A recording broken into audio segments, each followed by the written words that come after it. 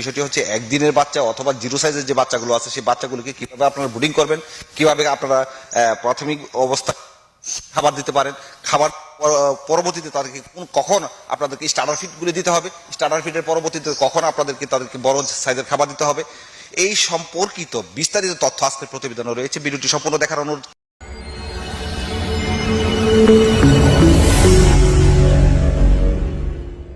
আসসালামু আলাইকুম। ওয়ালাইকুম আসসালাম রহমতুল্লাহি ওয়া বারাকাতুহু। আপনার খামার এবং এখানকার ঠিকানাটা যদি একটু বলেন। হযরত শাহজালাল রহমতুল্লাহ আলাইহি হাঁসের কামার এন্ড হ্যাচারি।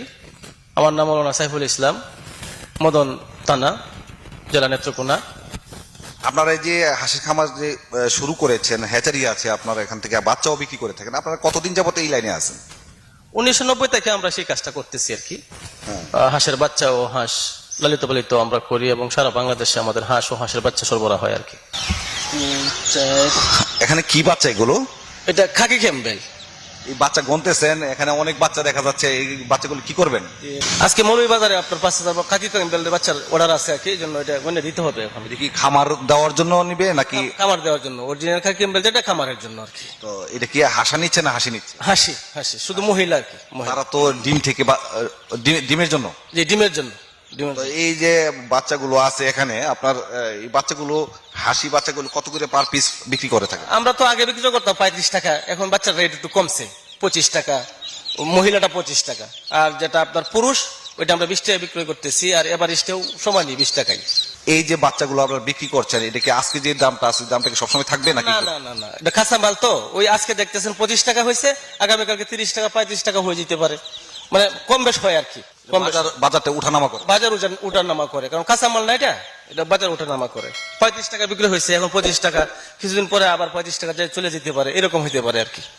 আজকের যে মূল সাবজেক্টটি হচ্ছে যে আমরা যারা হাঁস ক্রয় করি বাংলাদেশের বিভিন্ন অঞ্চল থেকে, আপনাদের এই কুটুরিকোনা বা নেত্রকোনা থেকে অথবা আদার্স যে কোনো জেলা থেকে হাঁসের বাচ্চা ক্রয় করে থাকি, আমরা অনেকেই পুরাতন যারা আছে তাদেরকে জানাচ্ছি সালাম, আর যারা হচ্ছে আপনার নতুন, আপনার হাঁসের ব্রুডিং করতে জানেন না, হাঁসকে প্রথমত নিয়ে তারা কিভাবে এটাকে ব্রুডিং এবং খাদ্য দিবে, ওষুধপত্র দিবে, সেই ব্যাপারে জানে না, তো তাদেরকে উদ্দেশ্য করে আজকের মূল বিষয়টি। ইতিপূর্বে আমাকে অনেকেই দেখেছেন, আজকেও আমি আপনাদের সামনে একটা বিষয় নিয়ে উপস্থিত হয়েছি। সেই বিষয়টা হলো একদিনের বাচ্চা থেকে নিয়ে আপনার বাচ্চাটা নিয়ে কিভাবে আপনি ব্রুডিং করবেন, এই সম্পর্কে কিছু আলোচনা আমি আজকে করব আপনাদের সামনে। আপনি যখন বাচ্চা নিবেন, বাচ্চা নেওয়ার পরে, বাচ্চা নেওয়ার আগে আসলে সেই কাজগুলো সমাধান করা দরকার।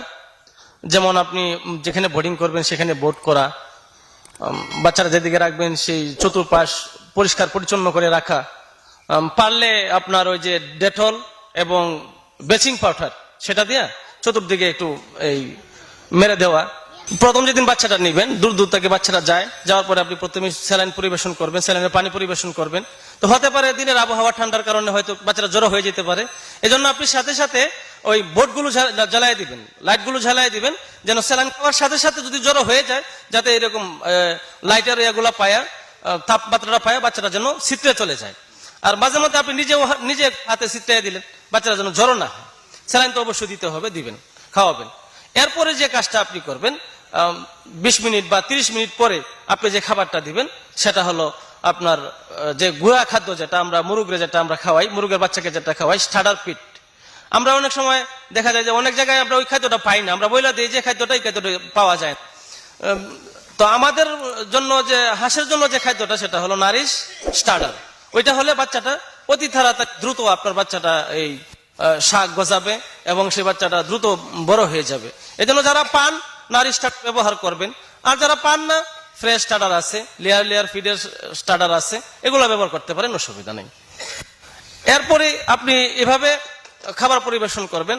তো প্রথম দিন থেকে কিছু ঔষধের প্রয়োজন হয়, যেমন মনে করেন আপনি বাচ্চাটা একদিন থেকে নিয়ে গেলেন, যদি কেউ মহিলা নেয় আবার কেউ পুরুষ নেয়, তো আমরা এই বাচ্চাটাকে চেক করে দিই। তো চেক করে দেওয়ার সময় যেটা বাচ্চাটাকে যেটা চেক করা হয়, এটা আপনার যেখানে আপনার চেক করা হয় এখানে একটু ব্যথা হয়, এজন্য আমরা কিছু অ্যান্টিবায়োটিকের কথা বলি, যেমন সিপ্রোসিন, যদি না পান তাহলে সিপ্রোসল। আগে আমরা টিবি বেড দিতাম, সিপ্রো বেড দিতাম, এখন সেগুলো পাওয়া যায় না। এখন আপনি যেটা ব্যবহার করবেন অ্যান্টিবায়োটিক হিসাবে সেটা হলো আপনার সিপ্রোসল, ওইটা আপনি ব্যবহার করতে পারেন। এভাবে আপনি এক সপ্তাহ পর্যন্ত চালায় যাবেন। এক সপ্তাহ পরে আপনার যে জায়গায় আপনি বোর্ডিং করতেছিলেন, যে জায়গায় আপনি একটু বোর্ডিং করে ঝরো করে রাখছিলেন, সেটা একটু ভরো করে দিবেন আস্তে আস্তে। কারণ বাচ্চাটা তখন আপনার একটু ধরোধরি করবে, একটু হাঁটাহাঁটি করবে, এই জন্য একটু ভরো করে দিতে হবে। তো বড় করে দেওয়ার পরে যখন আপনার 15 দিন হয়ে যাবে, 15 দিন পরে আপনার ওইখান থেকে চেঞ্জ করে নেবেন এই জায়গাটা। বোর্ডিং করাকালীন বাচ্চা মারা যায় কেন? তো আপনি হয়তো অবশ্যই বাচ্চাটা আপনি যখন নিলেন, রাত্রে আপনি বাচ্চাটা রাইখে দিলেন, ঘুমায় পড়লেন, তো দেখা গেছে কি একটার উপর একটা বাচ্চা ওইটা জ্বর হয়ে গেছে, আর আপনি সকালে ওইটা দেখলেন বাচ্চা মারা গেছে, তখন আপনি সংবাদটা বললেন, হুজুর বাচ্চা নিয়েছিলাম মারা গেছে।